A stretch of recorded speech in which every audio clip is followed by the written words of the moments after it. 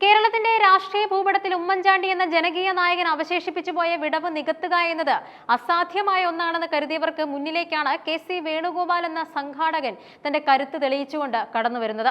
വെറുമൊരു നേതാവ് എന്നതിലുപരി ഹൈക്കമാൻഡിന്റെ വിശ്വസ്തനായും കേരളത്തിലെ ഗ്രൂപ്പ് രാഷ്ട്രീയത്തിന് അന്ത്യം കുറിക്കാൻ കെൽപ്പുള്ള നായകനായും കെ.സി. വേണുഗോപാൽ ഇന്ന് മാറിയിരിക്കുന്നു.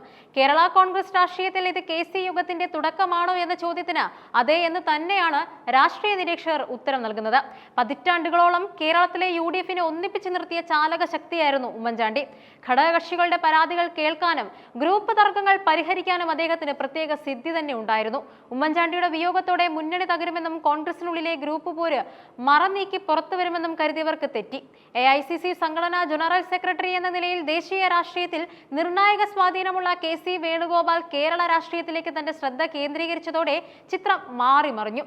ഇന്ന് UDF-ലെ അസ്വാരസ്യങ്ങൾ പരിഹരിക്കാൻ മുന്നണി നേതാക്കൾ ആദ്യം വിളിക്കുന്നത് കെ.സി. വേണുഗോപാലിന്റെ നമ്പറിലേക്കാണ്. P.K. കുഞ്ഞാലിക്കുട്ടി അടക്കമുള്ള മുതിർന്ന നേതാക്കൾക്ക് കെ.സിയിലുള്ള വിശ്വാസം വർദ്ധിച്ചു വരികയുമാണ്. രാഹുൽ ഗാന്ധിയുടെ അതിവിശ്വസ്തൻ എന്ന നിലയിൽ കെ.സി. നൽകുന്ന ഉറപ്പുകൾക്ക് ഹൈക്കമാൻഡിന്റെ നേരിട്ടുള്ള പിന്തുണയുണ്ടെന്നതാണ് ഘടകകക്ഷികളെ അദ്ദേഹത്തിലേക്ക് അടുപ്പിക്കുന്നത്.